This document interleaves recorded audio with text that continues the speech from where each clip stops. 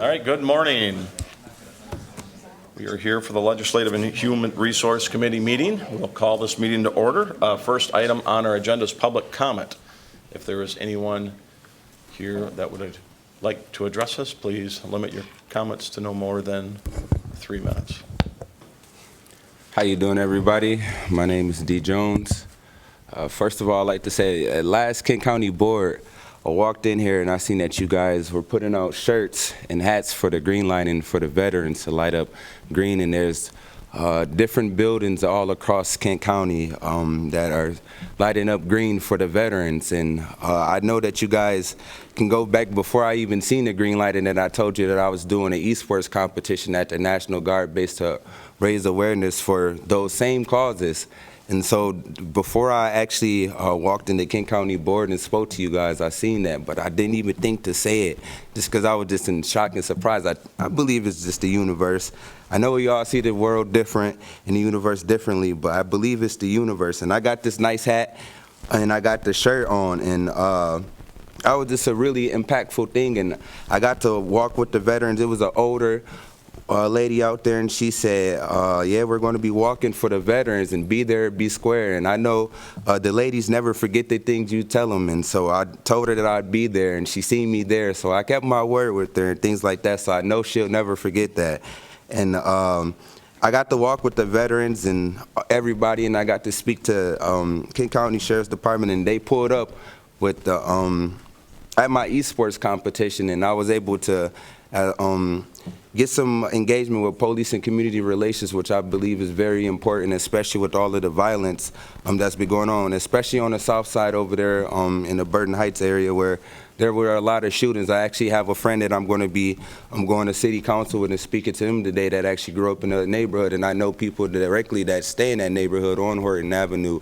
I know people that stay in all of those neighborhoods and all of those hoods, and they know who I am, and I'm going to be going to the community and speaking to city government about that and how they can try to do some programming to try to help their community, because they need to get out there. They need to see guys from the hood that really been out there and really in the trenches, and I believe that they just need to help to do it, and they want me to help them file LLCs and help them try to build nonprofits and start nonprofits to try to do some of these things. So I'm helping the community, I'm helping these guys from the hood, and I'm just asking one day, with all of the initiatives I'm doing, trying to develop an esports league for kids on juvenile in the juvenile detention system, in the criminal justice system, everything that I'm doing for Kent County. I also went to Kent ISD.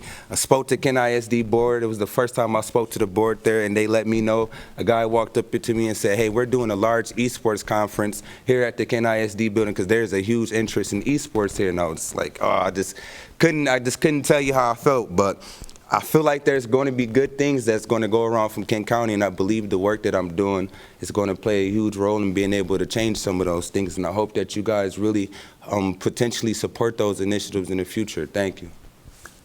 Thank you, D. Jones. Is there anyone else that would like to address the board here? All right, seeing no one, we'll move on to approval of the minutes. Do I have a motion and support to approve last meeting's minutes? By Teal, supported by LeGrand. All those in favor, please say yes. Yes. All those opposed? Last meeting's minutes have been approved. Next item on our agenda, Public Affairs Associates, legislative update. Becky Beckler. I'd like to thank Commissioner Hennessy to bringing this to my attention, that it was time for an update, and I know we'll have a nice long one, lots going on in Lansing, and they're off now for a couple months. So if you could. Absolutely. Well, thank you. Thank you for letting me be here. Your timing for this meeting coincides nicely in the fact that today the legislature will adjourn for the 2023 legislative session. And I'll talk about that a little bit more, but I wanted to back up and kind of tell the story of what has happened between September and now. So you have a glimpse of what has happened in the legislature and what may happen going forward. So as the legislature prepared to return in September, the governor gave an unprecedented, almost like a second State of the State address, what's next speech, where she outlined what projects she would like the legislature to work on during their fall legislative session. Some of those priorities included the Affordable Care Act, codifying that to make sure that the state wasn't susceptible to lawsuits, changing some of the reproductive rights, I guess stumbling blocks for those that wanted to seek an abortion, When it comes to energy and environment, she called on the legislature to pass some climate package as well as renewable energy. When it comes to jobs, economy, she talked about school debt, those schools throughout the state of Michigan that are carrying heavy weight of debt, dealing with a payroll tax credit that they call the good jobs, as well as making changes to SOAR. If you recall, it's an economic development wing of the executive office. It's called the Strategic Outreach and Attraction Reserve Fund. They want to now name that Make It in Michigan Fund. And it's a fund that the executive office can use to try to incentivize companies to come to Michigan, headquarter in Michigan, build in Michigan. She wanted some significant changes to that as well. Other things that the governor had called on is changes to the Paid Family Leave Act and dealing with independent contractor legislation. Out of all those issues, some of them were accomplished, some of them were not accomplished and left going forward. When it comes to the Affordable Care Act, that legislation was already underway, so that was easily accomplished very quickly. The Reproductive Rights Act was passed. It did not get all the way to where the governor wanted it. There were those in the House Democratic caucus that had some reservations about banning Medicaid abortions as well as removing the 24-hour waiting period. So those two provisions still remain, and that package is on the way to the governor. Financial disclosure, that was one of the last items that was done. If you recall, that was a result of Proposal 1 in the last election, calling on our state officials to have to disclose or report income, dealing with how they deal with the state of Michigan, requiring their spouses to indicate whether they're a vendor with the state of Michigan. And so that was actually voted on and it headed to the governor. Some legislators believe that there's more work to be done on that, but they were able to get that proposal off to the governor.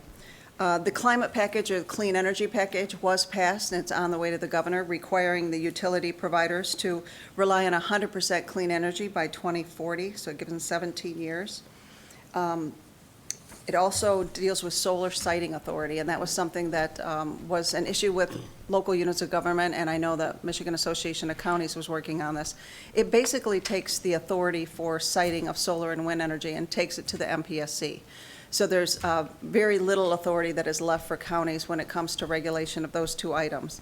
That was passed, and that is on the way to the governor as well. Drug immunity repeal. Michigan is one of few states that allows pharmaceutical manufacturers not subject to our product liability. This removes that, so now they are, even if their product has been approved by the FDA. So that is on the way to the governor. That was a big priority for the legislature.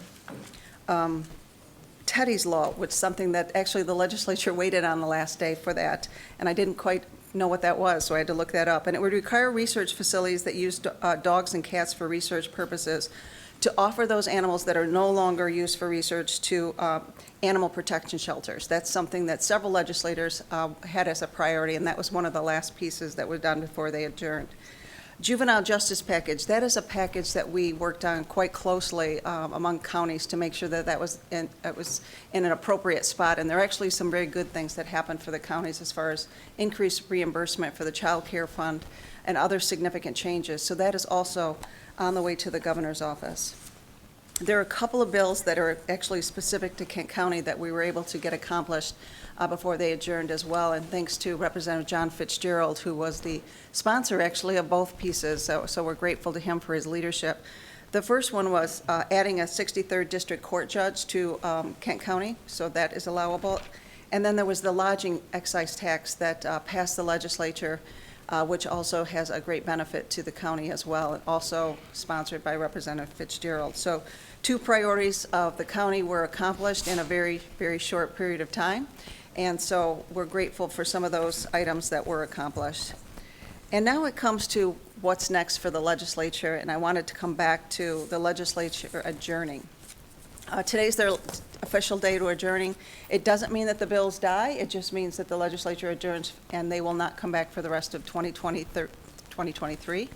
The governor could call the legislature back, but we don't anticipate that she will. And the reason is for that for a couple reasons. Because it's very unique that the fact that we've adjourned so early. Matter of fact, it goes back to, I think, 1968, is the last time that the legislature didn't meet after Thanksgiving. So it's a long time, but it's only about 9 session days that they are not going to be handling. So there were some items that were passed earlier in the year, the first quarter. Most significantly was moving the state's presidential primary up to February 27th. It was a significant priority of the Democratic Party as well as Governor Whitmer. It did not get immediate effect, which you need 2/3 vote in each chamber to make immediate effect. So therefore, it won't become effective until 90 days after the legislature adjourns. So today, that clock starts. They needed it to have that 90 days so that it can be effective by February 27th. In addition to the presidential primary, there were a couple other major priorities that also played into this.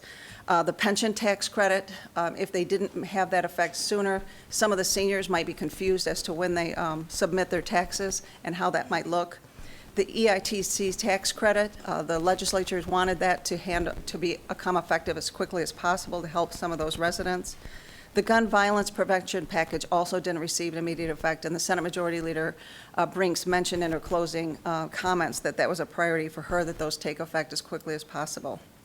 And then the equal rights for the LGBTQ community also did not get immediate effect. So for those reasons, the legislature did adjourn a bit early. There's another implication that happened actually as a result of the election last Tuesday. In the House Democratic Caucus, there were 2 members that ran for mayor of their cities, Representative Lori Stone from Warren and Representative Kevin Coleman from Westland. Both of them were successful. Both of them have, I believe, resigned office. I know that Representative Stone is now the mayor of Warren. I believe Kevin Coleman will be the mayor of Westland this week.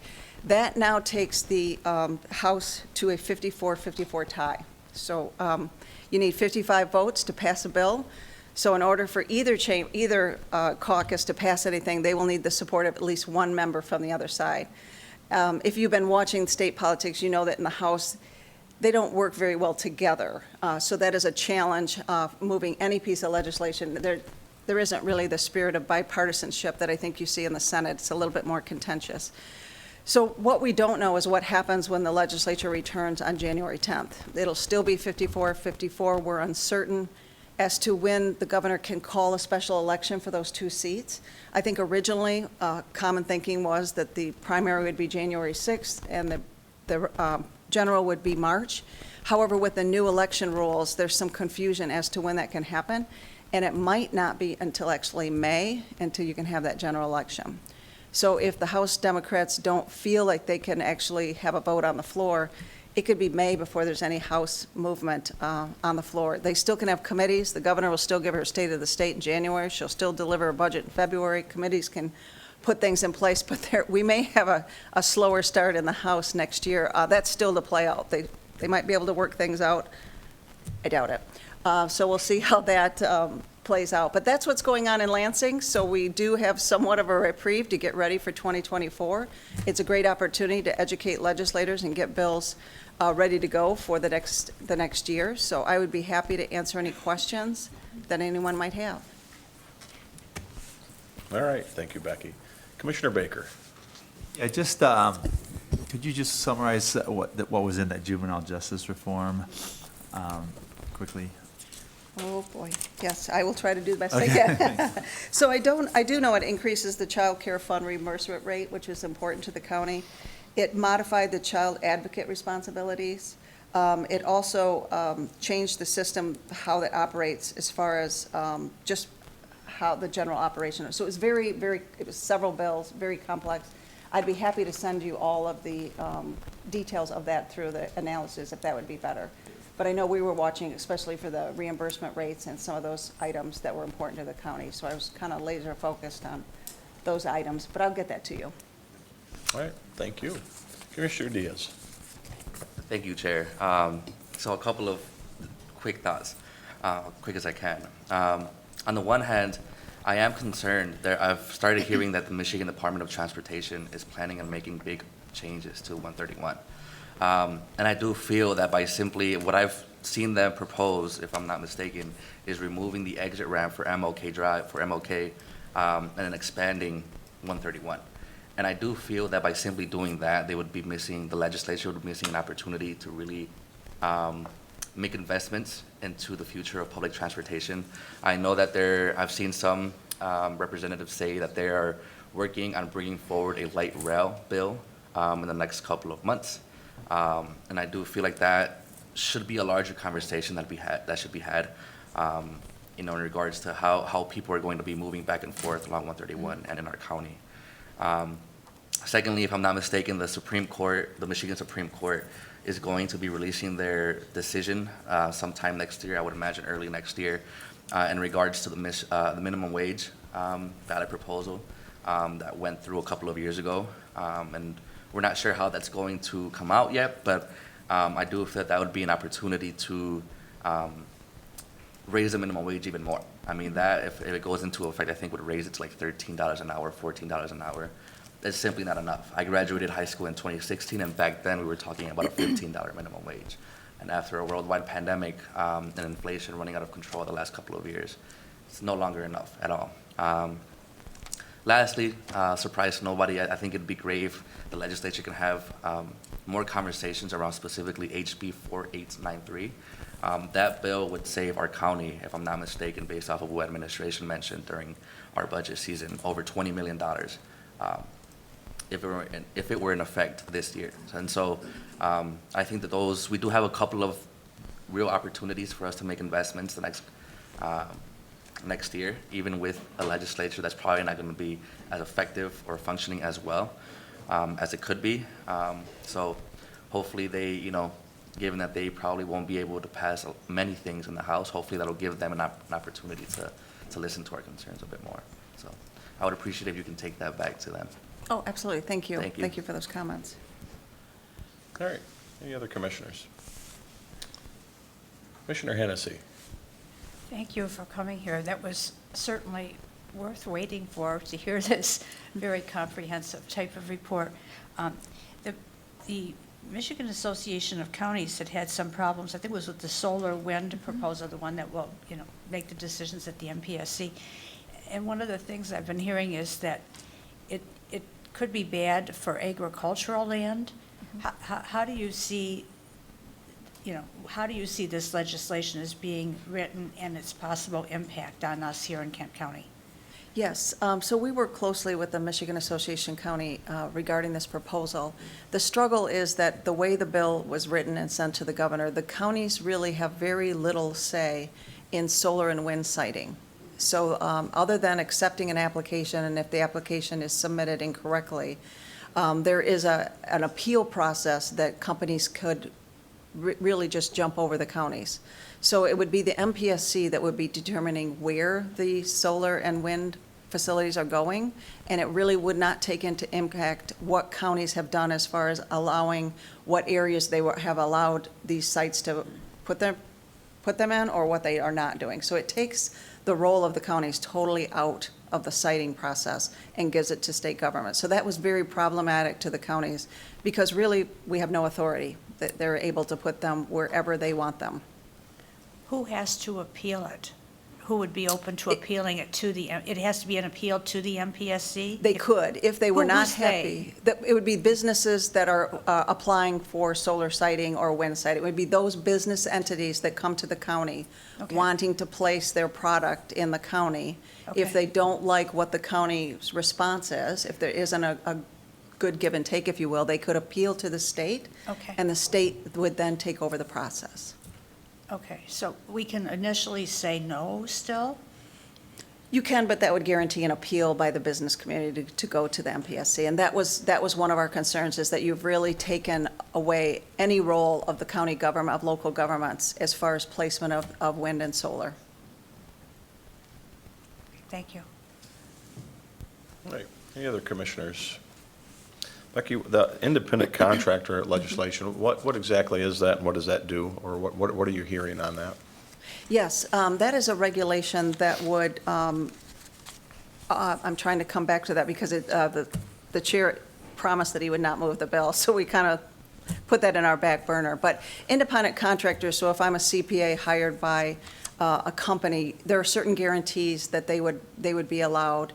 And it put businesses in a bad spot in the fact that they want to treat them as independent contractors and not necessarily full-time employees. So it's the difference of whether you're actually independent contractor or a full-time employee.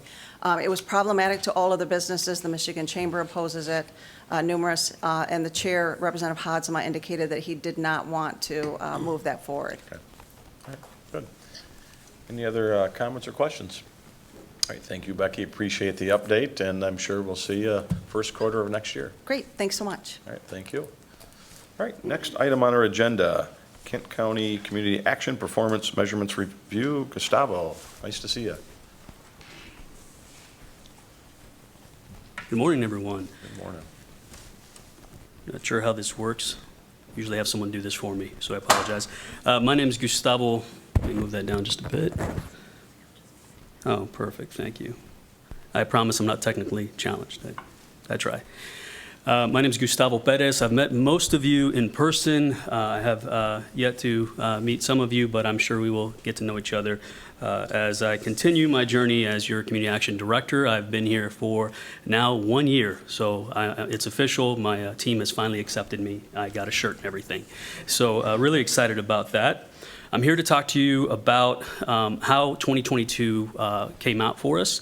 I can't take any credit. I came in on the very tail end. I say very tail end of 2022. I have my leadership team that are here today to really thank for the work that they've done in a really difficult time for them. Without a director, without leadership, they stepped in and did some amazing things. I want to show you and tell you a little bit about some of that. I also want to kind of just give you a rundown of who we are and why we're here.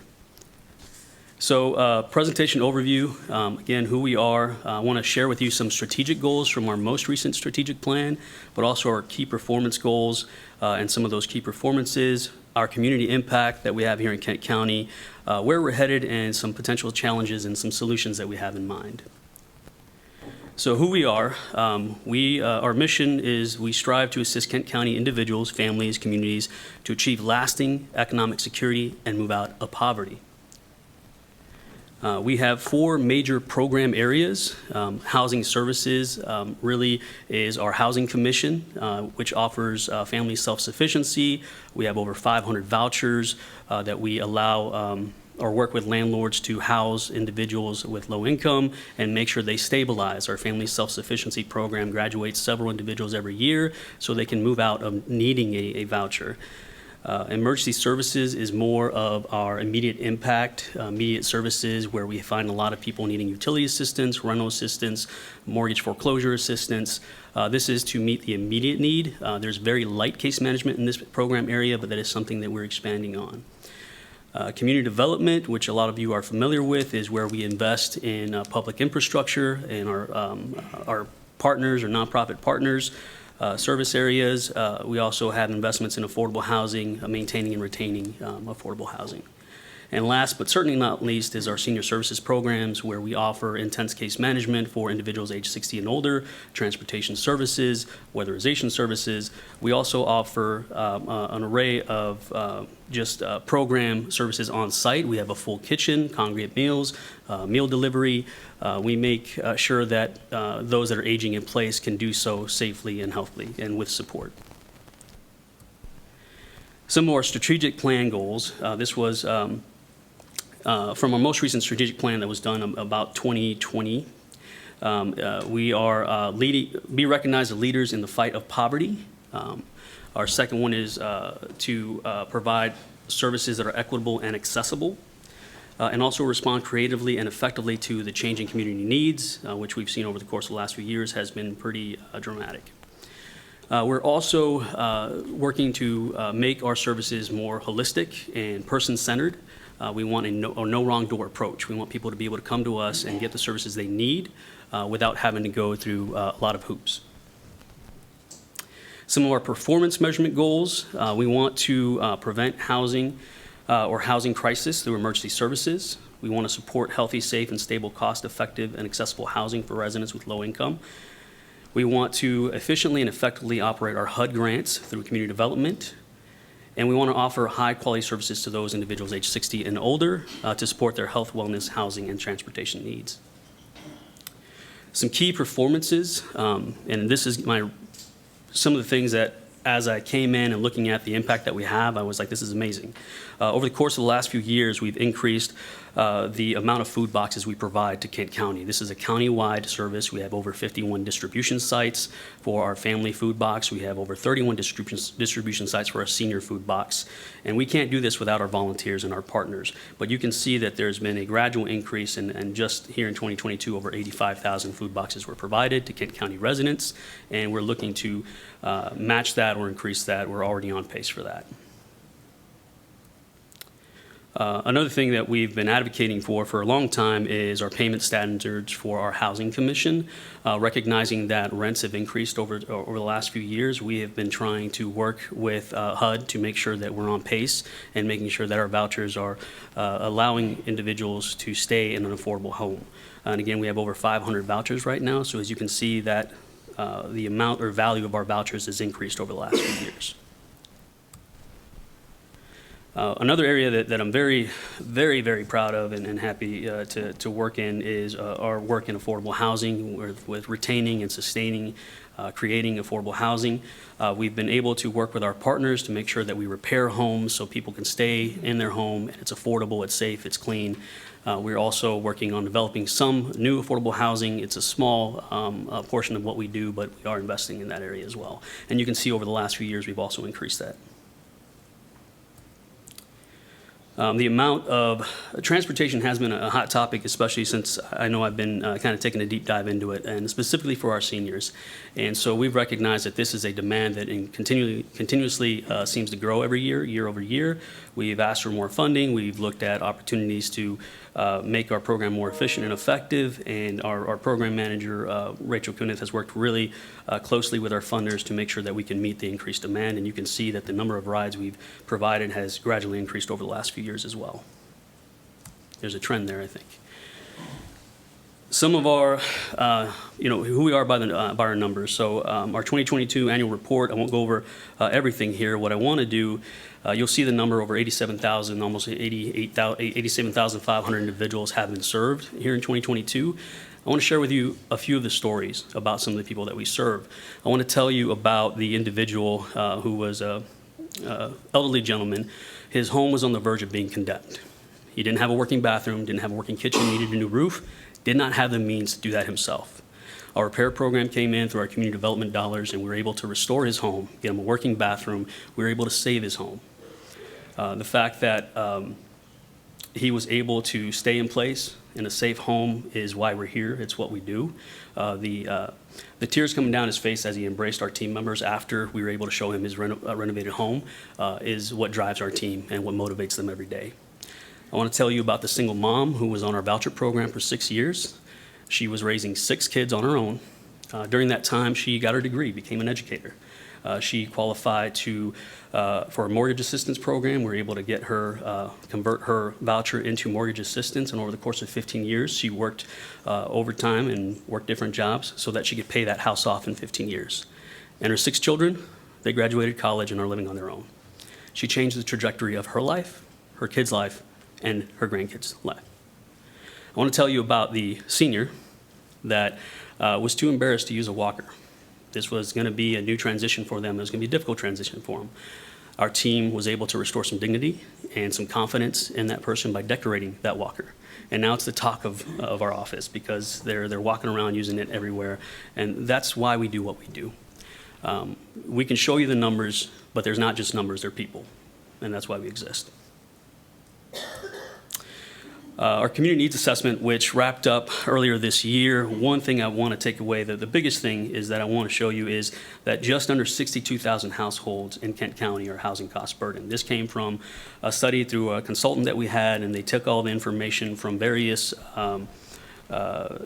providers and were able to narrow down that we have just under 62,000 households that are struggling to pay their bills, struggling to pay their housing costs. This is why we exist. So where we're headed and what are we excited about? We've been on a journey since I've been here for culture change. We wanted to make sure that because of how stressful the work is that we're in, the day-to-day trauma that exists with our clients, leaps over, and we have that secondhand trauma. We recognize that there's stress levels, that there's communication challenges, and I've worked really hard with our leadership team, with support of our administrative staff, to make sure that we can change that culture and make sure that even though your job may be difficult, your work environment is a place that you want to be. And we've made leaps and bounds to get to where we are, and we're not done yet. We want to continue to improve our efficiency and effectiveness so for the clients we serve, and so we're on our journey for organizational excellence. And we've kicked that off this year, and hopefully moving forward, we continue to see progress on that. We've also worked to make our programs more accessible and equitable. One thing I've recognized is that we don't have some of our programs in multiple languages, yet we have multiple languages spoken in Kent County, so we're working on that initiative as well to make sure that no matter where you come from, you're going to be able to access services and programs, and of course, we're working with our partners to make sure we can do that. And that kind of leads us into the next level. I've taken, a meeting, every week since I've been here with a different organization that wanted to partner and figure out how they can work with us to better serve the community. And I'm happy to report that some of those partnerships have really progressed, and I'm really excited about the things that are coming and the things that we're working on in the community to support our Kent County residents. Internally, we've looked at how we can better braid services, and we're hoping here in 2024 and through 2023 that we've made some tremendous steps towards that. Just even changing, where our program areas are positioned in the office, where you guys are working in the same kind of area, we should move you to one space so that you can organically communicate and work together. And so we're working on that, and we're excited to continue to do that. So again, so we can be more efficient and effective in how we serve Kent County residents. Community awareness, hopefully some of you have seen me on TV. I try to present us really well as best I can, but also our social media presence has skyrocketed. We, not as much as some of our counterparts, but we are getting there, and we're continuing to do that to make sure that people are aware of who we are and why we're here and how they can access services. One thing I'm really excited about is Community Action Dashboard, or Community Impact Dashboard. So we reached out to the University of Michigan SI.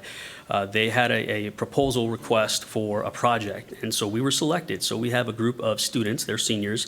They're going to be creating a dashboard using Power BI, and they're going to be able to visualize the impact we have in the community, and it's going to be interactive, something we post on our website, something we can share with the community, where they can see that where we're serving, who we're serving, demographics, where the funding, where the resources are going, and for me, really importantly, where are the gaps, and how can we improve in those areas. We're expanding into lead remediation with our repair program. Weatherization is underway with expansion, most of you are aware, and we're way underway on that. We've made a lot of connections with partners, with other counties, with other community action agencies on how we can improve our weatherization services and how we can be more efficient and effective. We're on a journey, and we're moving towards that so that we can deliver services at the highest level. With the close of our community needs assessment, that leads us into our next strategic plan, which I'm really excited about because I want to dive in there and see how we can be more effective, more efficient, and make sure we provide services to those that are in need over the course of the next 5 years. Some unique challenges, potential solutions that we have. Many of you are aware that there's not really a contractor shortage. They're just really busy, with other projects, and we've recognized that. We have very few contractors that are willing to work with us because it has in recent years been, they don't necessarily understand how to work with us. So we're fortunate enough to be featured in the recent purchasing event where we had a lot of vendors show up, and we walked away with about 40 contractors that are willing to have a conversation with us about weatherization, about lead, about our repair programs, infrastructure projects, and so we're really excited to see where that takes us. But that has been a challenge over the last few years, and we're hoping that we're on a trajectory to improve that. Rising housing cost has and also the rising cost in building materials has us looking at how we can be more impactful with some of our grants, where we've tried to invest in affordable housing, and it's not a whole lot that we've been able to do because of the cost. So can we pivot? Can we do a mortgage assistance program with some of that funding? Can we create more homeowners with that type of assistance? And that's some things that we're thinking about, and hopefully we'll be working on here a little bit more. There's a rising transportation demand, as you saw, and the cost to provide that transportation has continuously gone up. And so working on additional funding sources, asking for more funding and more support from our current providers or funders, and seeing how we can increase that over time. That's something that it is a challenge, but we're working on that diligently. And one thing that I'm really excited about, and for me, it's important. I love to be able to get really good people and hold on to them as long as I can. I want to cultivate a team. And so for me, being able to get people in the door and make sure they understand this is a great place to work and you have a great environment and we make an impact in people's lives. So we've changed our strategy on how we recruit. We want to know that this isn't just a job. This is a calling. This is an opportunity for you to make an impact in people's lives in your day-to-day work. And so we found some early on success with that, working with HR and recruiting, and we had a really good turnout for some of our positions already, specifically our driver position, which was really hard to recruit for. Okay, any questions? All right, Gustavo, thank you so much. Commissioner Bujak. Thank you, Chair. Can you walk me through the process of how an applicant actually finds the county and its services? And, you know, is this like an online process? And additionally, what is the income threshold for which you mentioned low-income families? What is that threshold?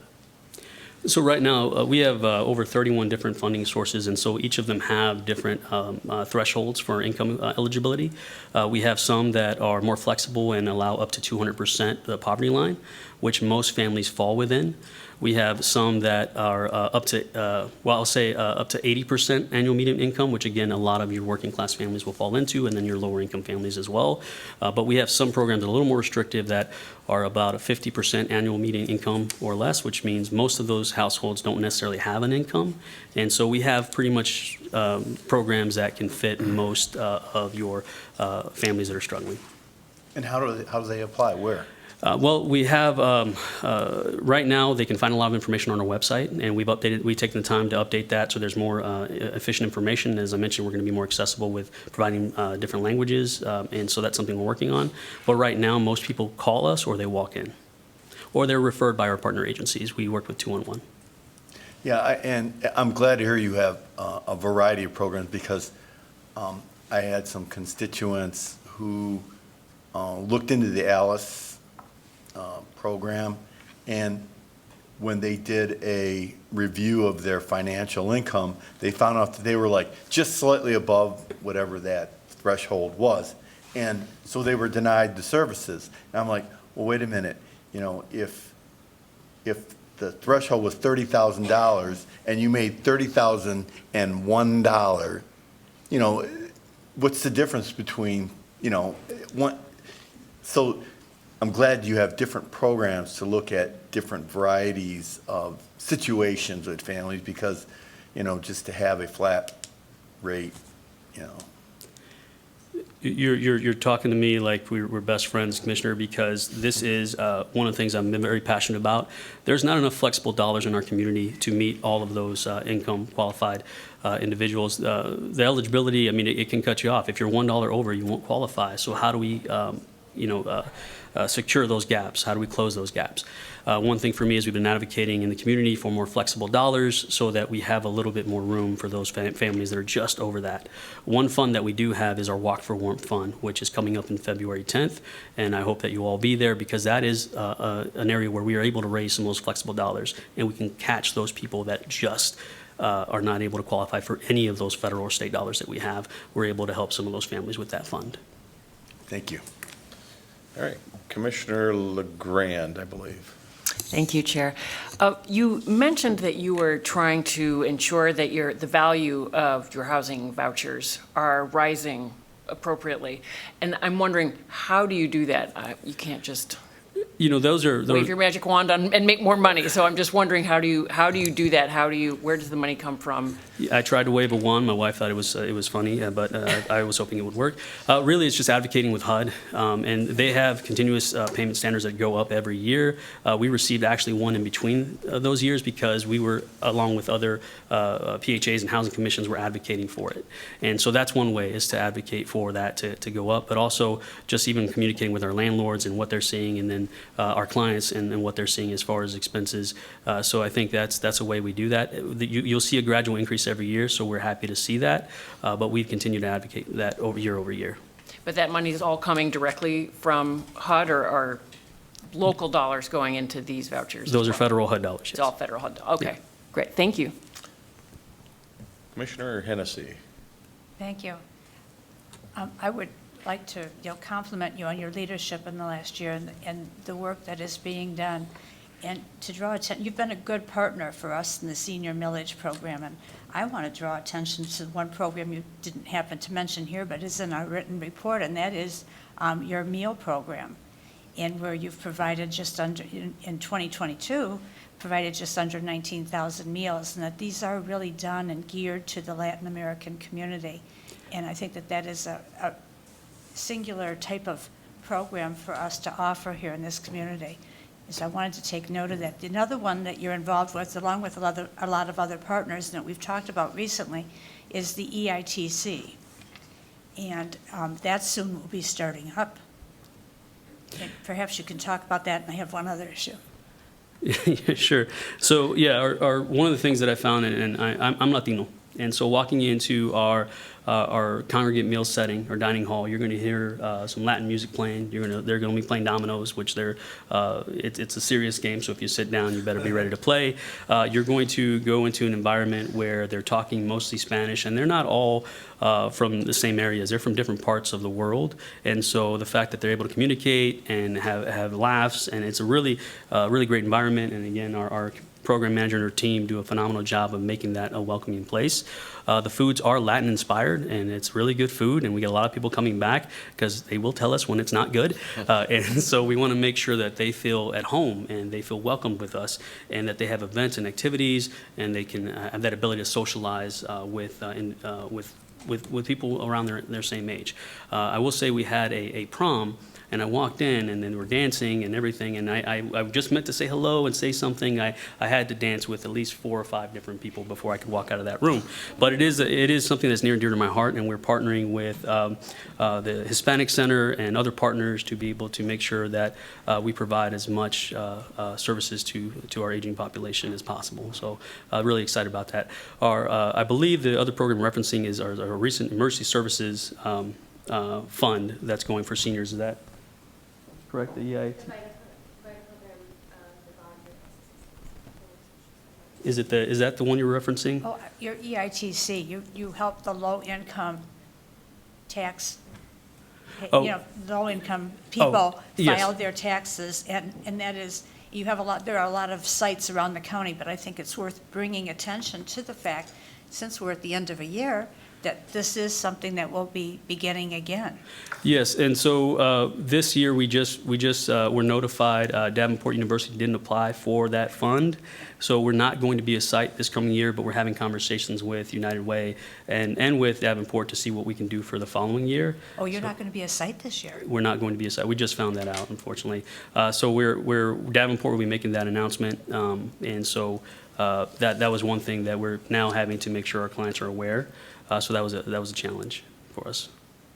Perhaps you can continue to keep us up to date in terms of what's happening within the broader Kent County community then.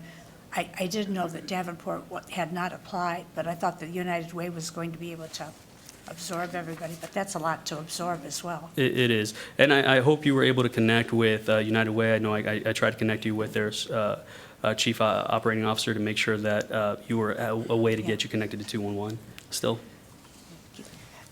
Your weatherization program, and I appreciate that you're working on that and that you made some new contractor leads. So I understand that the initial time is, now down, but what is the time frame? I mean, it means the weatherization program may not hit the most households, but it certainly is very meaningful to the individuals who are helped in terms, especially as we come across winter and the winter utility bills. Absolutely. So we, and I know as our Administrator Al has mentioned in the past, we were in a kind of a learning process through CATA to be able to make sure that we can do some improvements, process improvements for the program. And so we broke everything down from every step of the way. There's about 12 steps for households to get through before we can get their home completely completed, and that's through a contractor and finished up. So we looked at each step and how long it takes on average over the course of the last few years, and then where can we focus on to minimize that. So we looked at the process for how clients apply and get to a point where they're ready for an audit on the weatherization, and how can we shrink that down. But simultaneously, we're also working on the back end from the audit to the contractor phase, where we recognize we don't have enough auditors and we don't have enough contractors. So we partner with other community action agencies to share resources, and we're in the contract phase or discussion phase for that to see how we can get more auditors and share those resources with our partner community action agencies in Michigan. And then also with contractors, we've been hitting the ground running, trying to recruit, trying to get more to the table to say, hey, we've got millions of dollars over the course of the next few years, come partner with us. So how we can close that window of time, it is still a journey, and I'm collecting data every day on that. But some preliminary data shows us that we've been able to close that gap on the intake side to get them approved. We've narrowed that down to somewhere about 90 days, but we have seen it somewhere as low as 60 days, and so we're trying to get more consistent and efficient on that end. I will say that my initial goal was to have the process all done within under a year. On average, that process was taking over a year. When I spoke to other community action agencies in the state of Michigan and from other different states, their average timeline is somewhere under a year. And so we're trying to get there consistently, but even then, get there even further. We've done it as little as 6 months.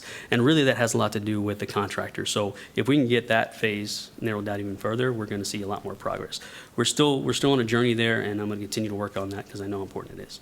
Yeah, I've been watching one of the houses in my district, and it's at 13 to 14 months, but they're finally at the audit stage. So I'm really glad to hear that this is something you're directly aware of and addressing. I'm pleased by that. I appreciate that, and then please continue to let me know how we're doing.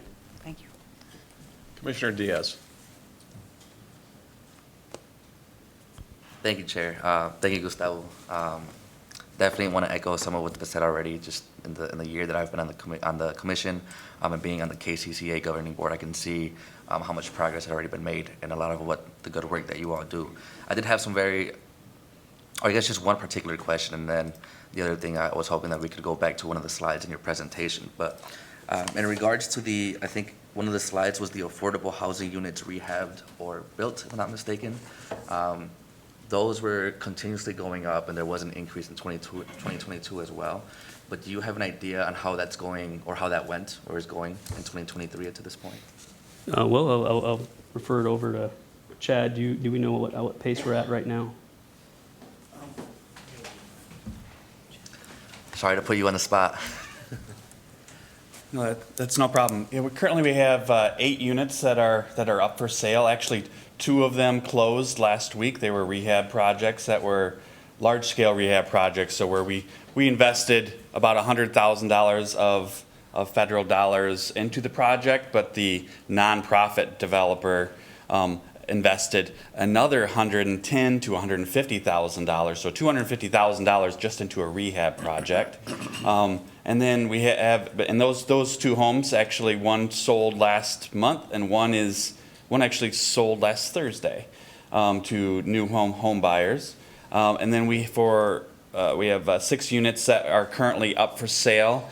2 of them scheduled to close. These are the condos that were developed on 36th and Jefferson, the townhome projects with our nonprofit partner.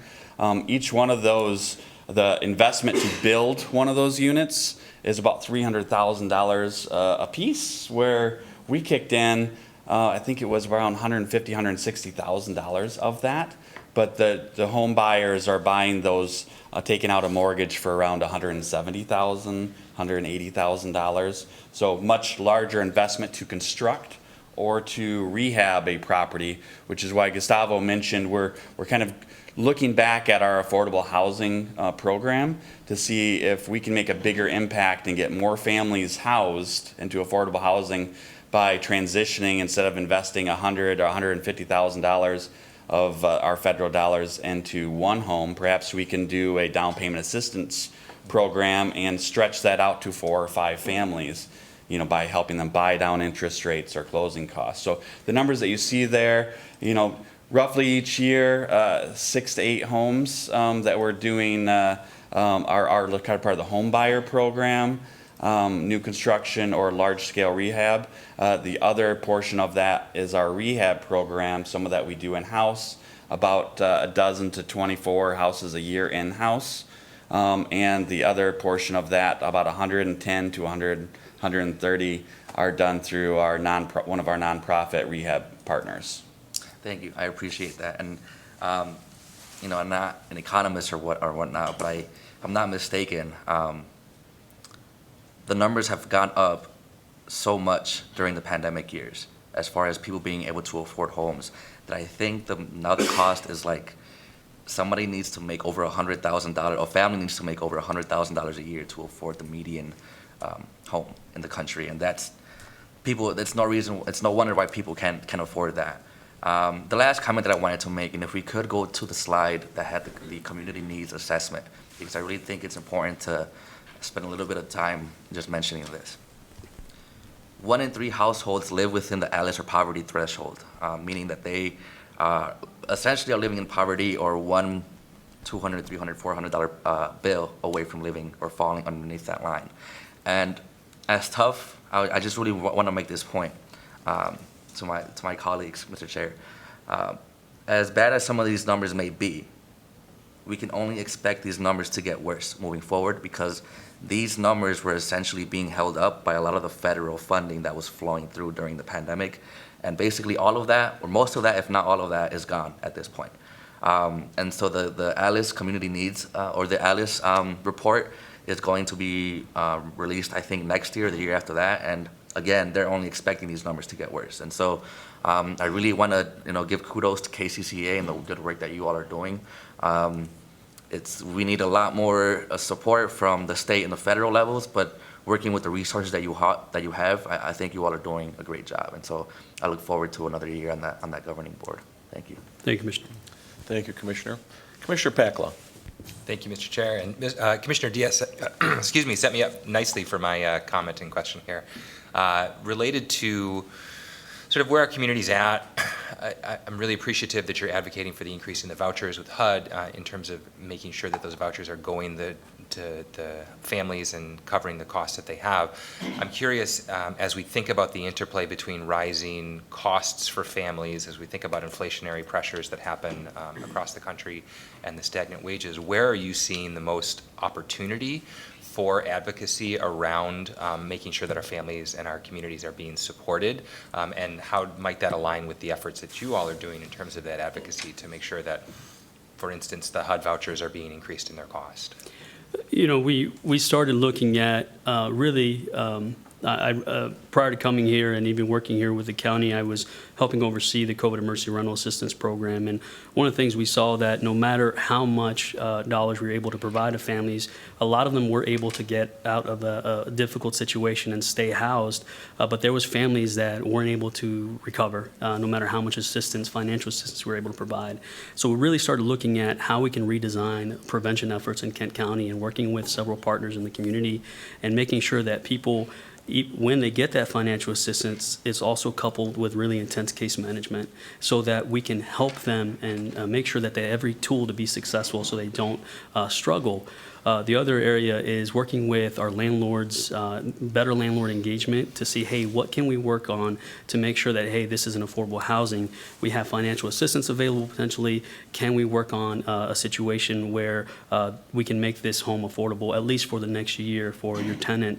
And, you know, you don't have to go through the eviction process if we can work on a plan here. So how can we do that more effectively? And that's an initiative we've been working on with our partners in the community to make a stronger, more effective eviction prevention program in Kent County. That's one area I know we're focused on.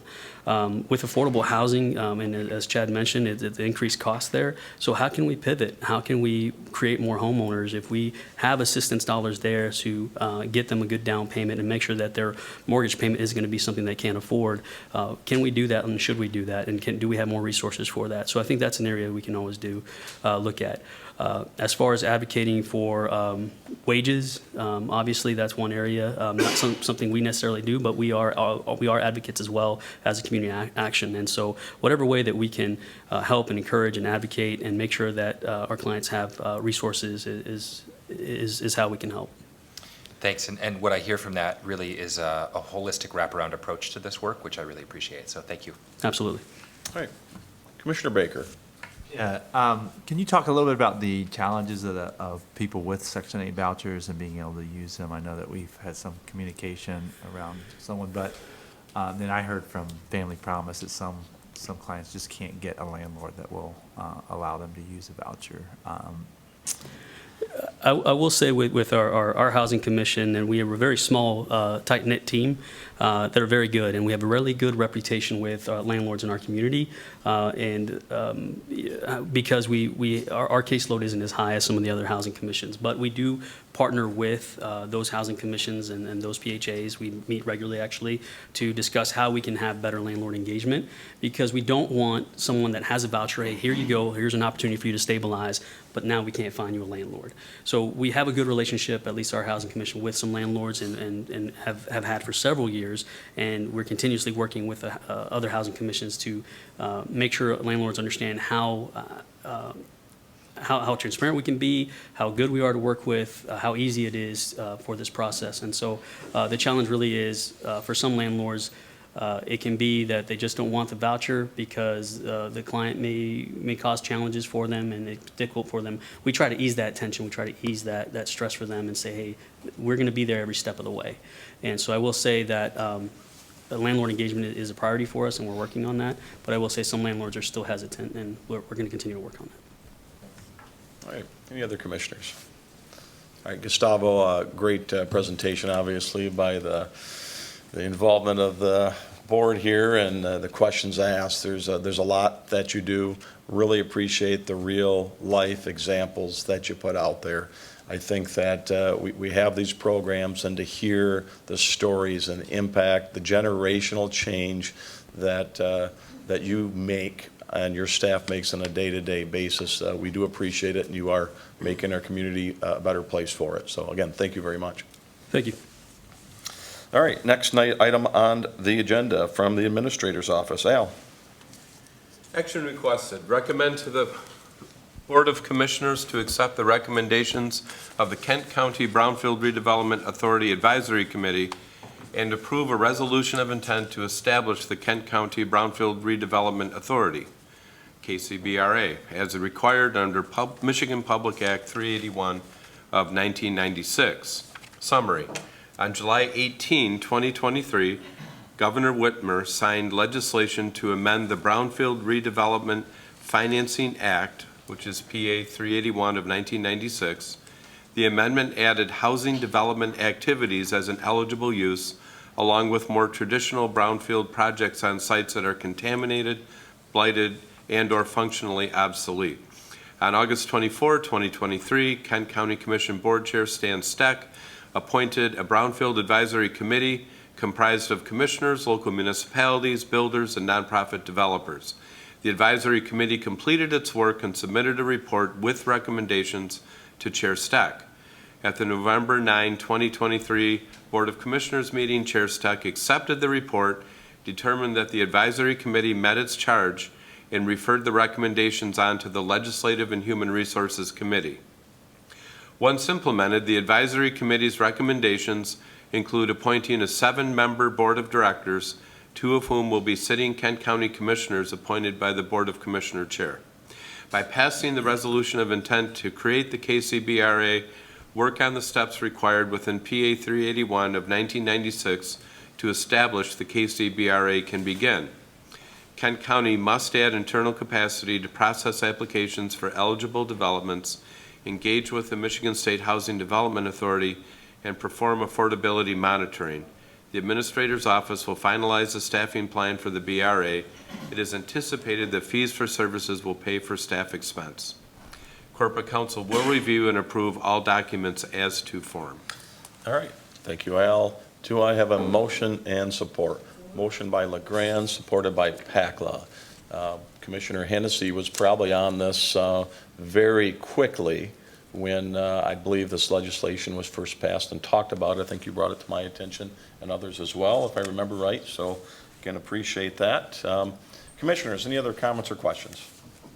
Commissioner Diaz. Thank you, Chair. I have a couple quick questions. And so the resolution basically is accepting the recommendations from the advisory board, but we're just like doing the intent to create it. So it's still that there's some details of the some of it can change still. Is that my understanding? Like how it's, Yes, this is saying, basically acknowledge your intent to create it, and there's more that has to be done to get that done. Josh Spencer's been riding herd on this all the way through, so he can help with that as well. Yes, so you're right. So that intent to create the authority just starts the clock on the process, and that's all in the legislation. So next would be a public hearing, and then following that, the commission could or could not take up the resolution to actually create the authority, and the intent it would be to use the parameters that are set in the recommendations in that. And some of the things that we worked through is the staffing plan and how we're going to administer this and what that structure would be. And then there will be an authority board that would have to create bylaws after that point, application process. And, it'll be a learning experience. So I expect as we get into this that we might have some recommended changes to that, and that would come before the commission. Yeah. okay. And then this this would allow brownfields. This would allow the entire county to be included, so the city of Grand Rapids as well. Correct. So every local unit of government will have the opportunity to opt into our authority. Okay. And so they can either opt in or they can do nothing. And then the tool would not be available to them until they took the step to opt in, which they can do at any time. Between the point the commission approves the resolution of intent, I'll be going around to all local units of government, giving them more information about this, or I'm already doing that, and asking if they want to opt in. There's already some that we know will not. The city will not do that. They have one of the largest authorities in the state of Michigan. They plan on doing their own projects. But I think just one other thing, because that might come up, is what I do think is going to happen is all the authorities will probably contract with the county to do affordability monitoring, just because that is a couple things. Is one, there's a lot of administrative burden there, so there's no reason to recreate that in several different local governments. And two, we heard from the community, the developers when we did our listening sessions, was really important to have uniformity in how that affordability monitoring was done throughout the county.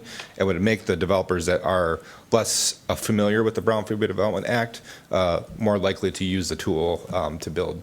Okay, so let me just ask one particular question. So you're saying that the city of Grand Rapids probably won't Opt in. Right. Right. And that means that they won't be able to use this tool at all, or they can do it through They their have their own. So they have their own authority. So they already have the mechanism to do that now, and they have the administrative capacity to do that now. Okay. Yeah. And I just wanted to ask, because Commissioner Ponstein mentioned at our last board meeting how the big project at Factory Yards was moving forward. Mm-hmm. And when I toured that with Commissioner Ponstein a couple of months ago, I didn't realize that the owner of that development is also the owner of the big old parking lots that are along, there between Underhill, where I live, and Godfrey Avenue. And he said that the reason why his preference would be to build more housing there, but those are brownfields. And so I guess my hope is that, that the city doesn't lose out on the opportunity to make some investments there. And so, it sounds like they would still be able to do it by not opting in. It wouldn't be hindrance to them, but. Just to clarify, even if they decided to opt in, that just gives them the ability to use our authority. They can still use their own authority even if they opted in Okay. 2 hours. So it really is their preference on how they run projects through. I could see, like a Plainfield Township, for instance, has their own authority. I could see them opting in and them using their own authority for certain projects and punting certain projects up to the county's authority. Okay, that makes sense. Thank you. Yep. All right, thank you, Josh. Commissioner Hennessy. Thank you. So this will allow, passing this resolution now, does this go to the full board? Yep. Okay. Then it allows you to move ahead, on the intent to establish, and there is a public hearing date set in this resolution as well. Correct. And so what else is important in terms of the timetable that you're establishing before this authority is complete and our staffing? I assume it Yeah. needs some staffing, so. So that will give us time to further flesh out what the staffing plan will be and making sure that we can hit the ground running if and when the commission decides to establish the authority. It's also a recommendation from the state that before the county establishes the authority, that there is an opportunity for the local units to opt in before that point. So we want to provide some time for us to go around the local units and communicate with them, educate them about the tool for those that aren't familiar, and ask them if they would like at this time to pass a resolution of intent. And then also, so those are the two big things. A lot of the more structural development will happen after the authority is established and the board is sat, and that's another process we'll have to go through in identifying how we identify that initial authority board. So when does it actually get up and operating with staff? So that's a good question. I mean, that's once we have a staffing plan, that will kind of allow us to further, look at that. So that's a plan that the commission will see when they're actually approving the formal authority.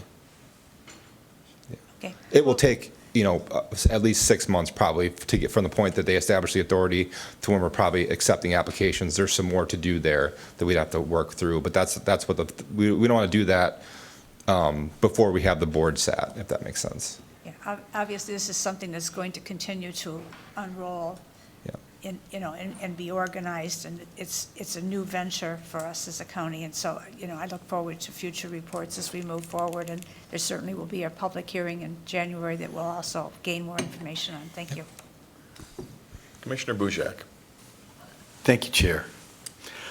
We're talking about Brownfield Authority here, and I guess maybe I'm a new commissioner and not a developer. What is the definition of brownfield? And my general misunderstanding is that it's either a parcel of land or tracts of land that have been declared brownfield for some reasoning. And Ivan mentioned that in his district, there's a parking lot that's a brownfield. And when you have a brownfield declaration, is there like ratings on it? Like this is like not too bad, this is bad, this is really bad, this is toxic. And how do you, is there a map in the county that shows all these places? Thank you.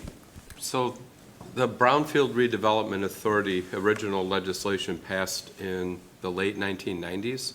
I set up one in South Haven in about, I think, 1997.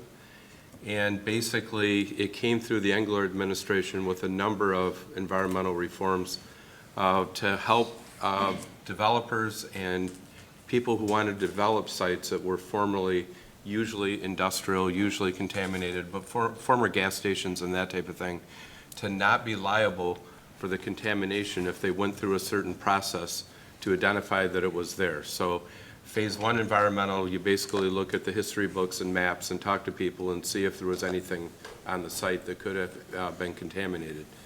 If you say, oh yeah, well, there was a gas station there, there's a high likelihood of contamination.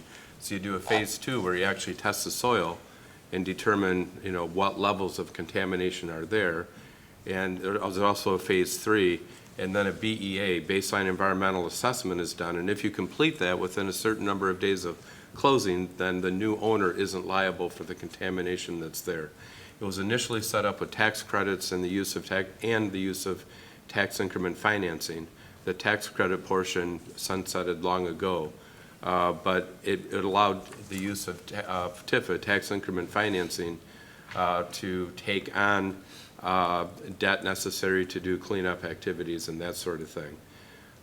So really, what the state did this past year really has nothing to do with contaminated land.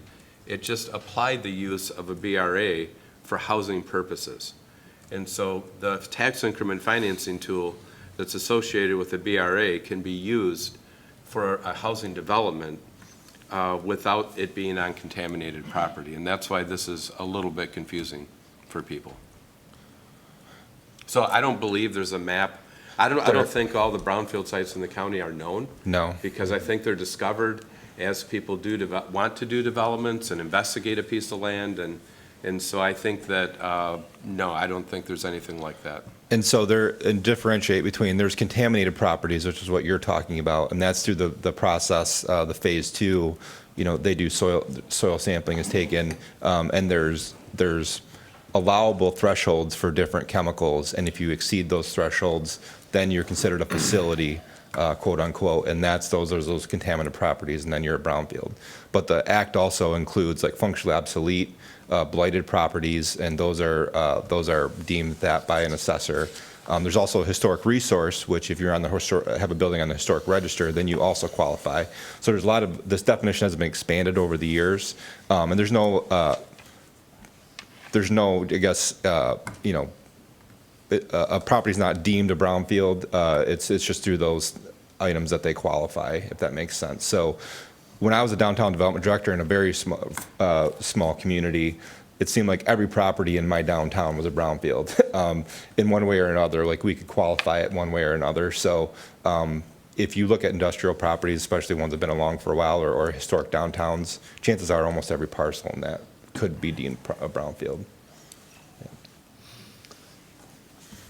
I've learned a lot, Commissioner, so every time I'm here, I poke my head in Josh's office and ask him more questions, so I think it'll be a definite asset and tool to our community.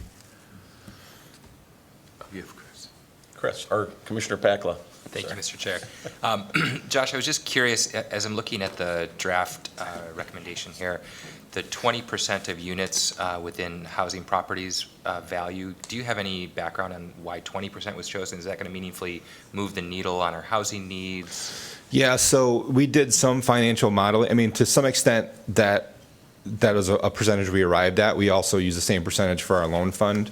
But we did work with Housing Next to do some financial modeling of different types of developments. And we wanted to make sure that it was still significant enough to address the need in the community, but also that is the minimum amount. We didn't want to provide incentives for developments when there's a minimal amount of units that are actually affordable. I don't feel like that was the heart of the legislation. And so that's kind of what we set, and it's not that wouldn't change. But the other thing that does is like, well, why we incentivize a development that has 80% market rate and 20%. That also reduces the burden for the local units and allows that capture to be a shorter period, because you capture on all the properties. And so essentially the market rate are in some ways subsidizing the affordable housing, and that's how you do developments, especially in these outlining areas where this tool really is for at the county level, for those communities that are more rural, and that's how it would more likely work in those communities. Whereas if we try to increase a percentage, we might reduce the usefulness of this to those communities. That's helpful. Yeah. Thank you. Yeah. All right. If there's no other commissioner questions, all those in favor, please say yes. Yes. All those opposed, please say no. That has passed. Next item on our agenda is brought to us by the Health Department to add 1.6 FTE to a public health nurse position for the Children's Special Healthcare Services Program. Can I have a motion and support, please? So moved by Diaz, supported by Pakla. We do have the Health Department here today if we have any questions. If not, we will.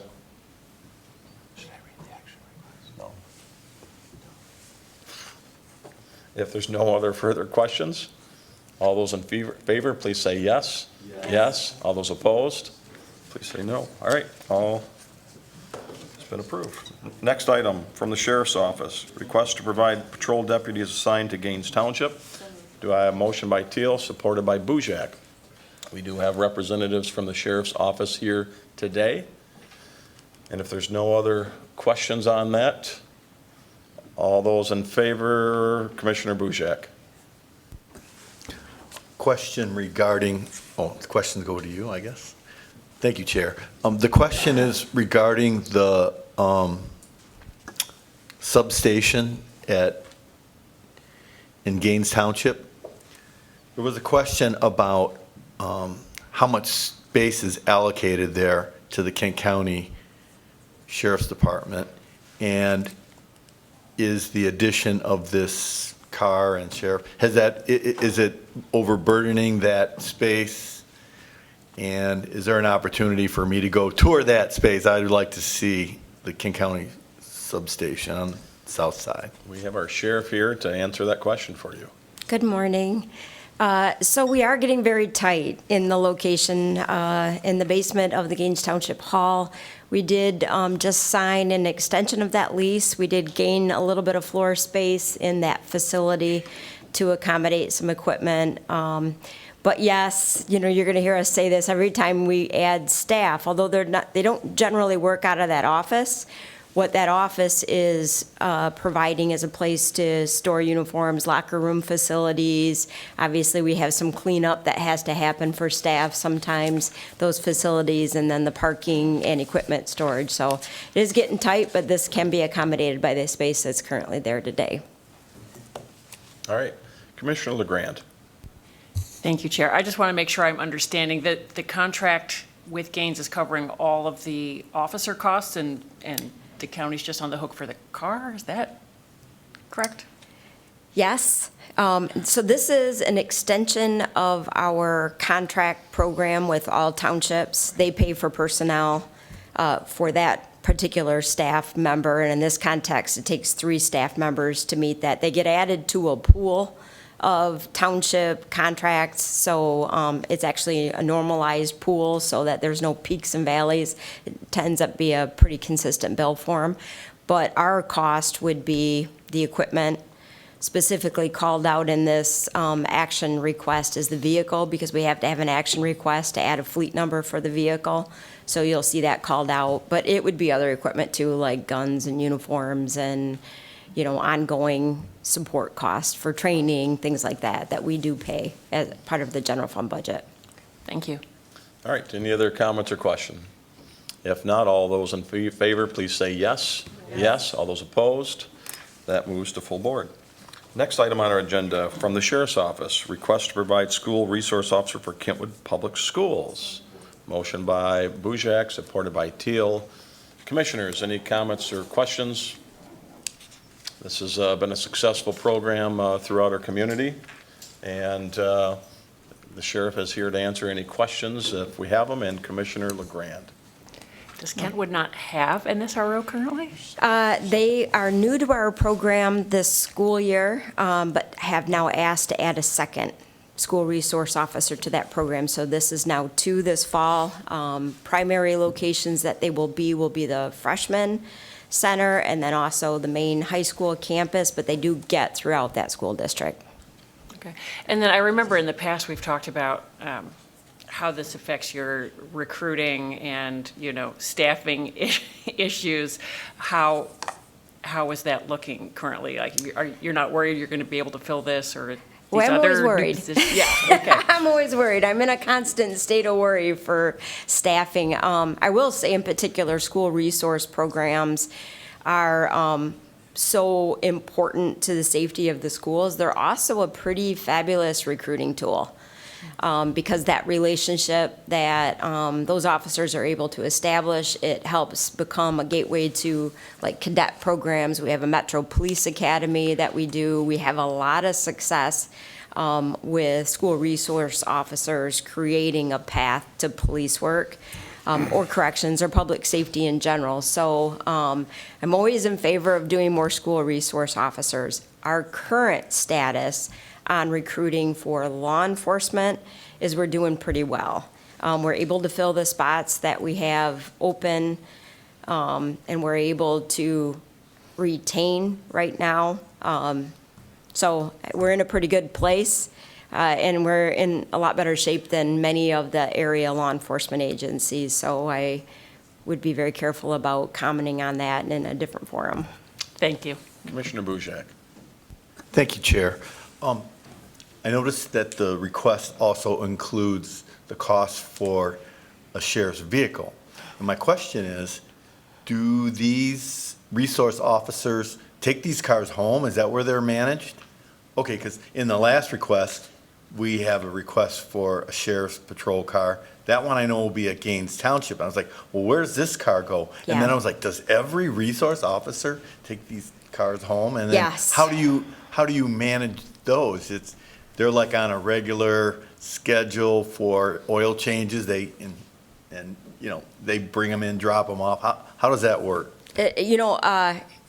Police work takes a lot of logistics. I'll just put that out there. There's a lot of equipment that has to be very carefully managed and rotated and updated and made sure that it's working appropriately, inspected.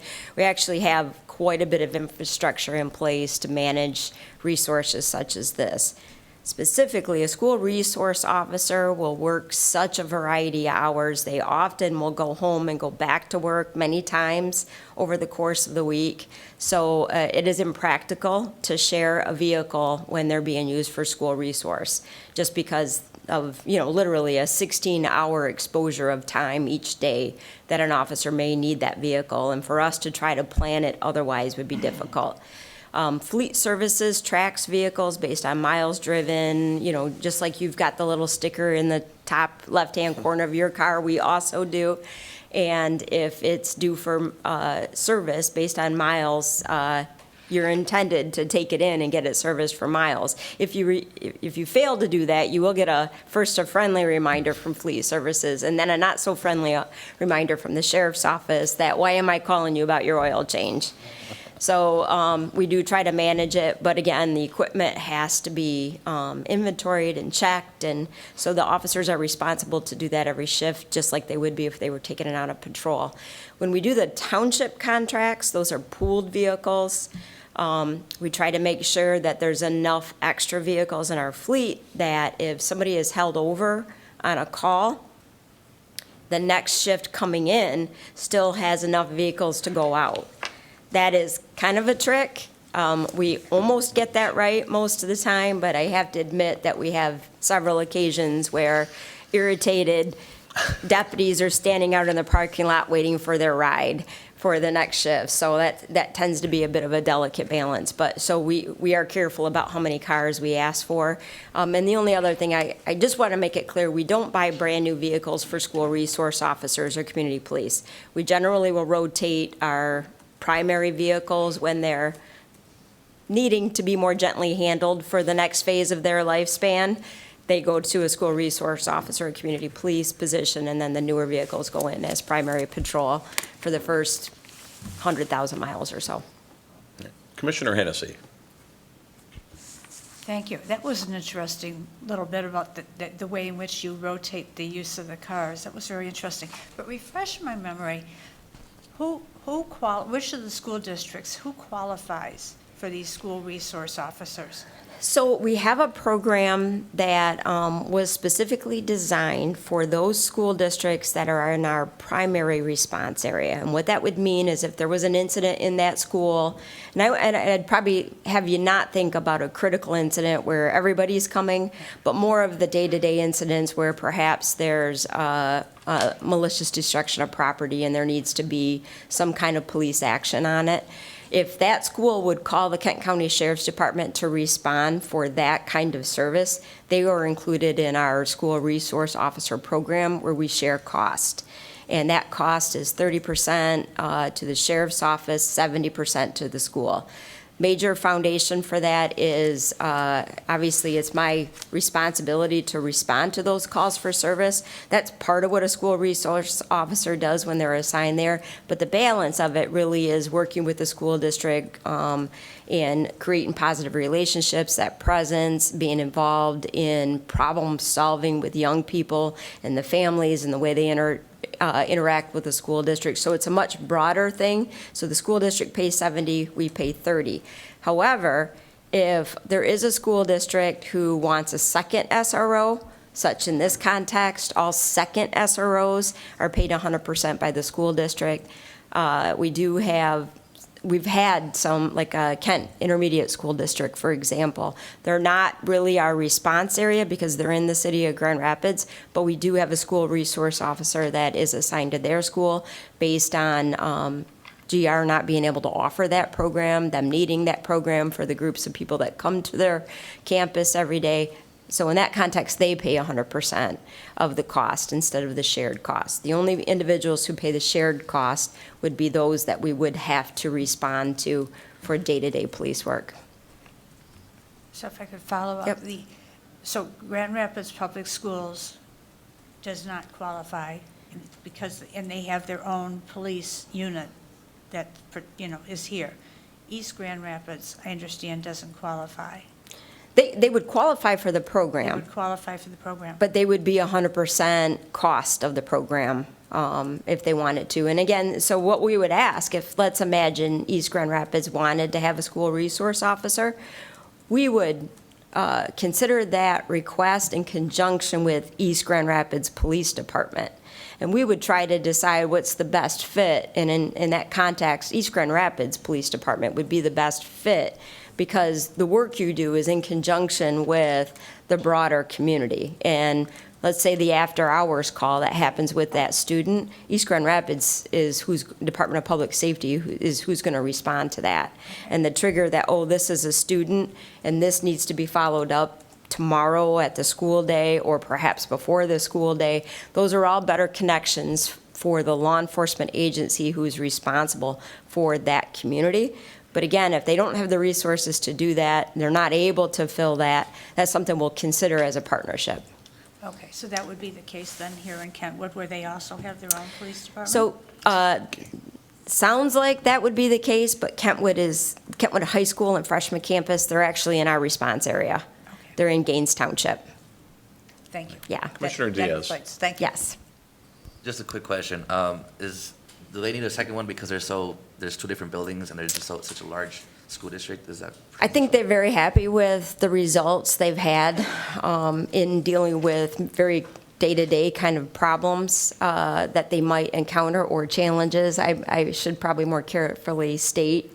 But yes, they're physically an incredibly large campus, and they have a lot of students, so those needs are large. Okay, thank you.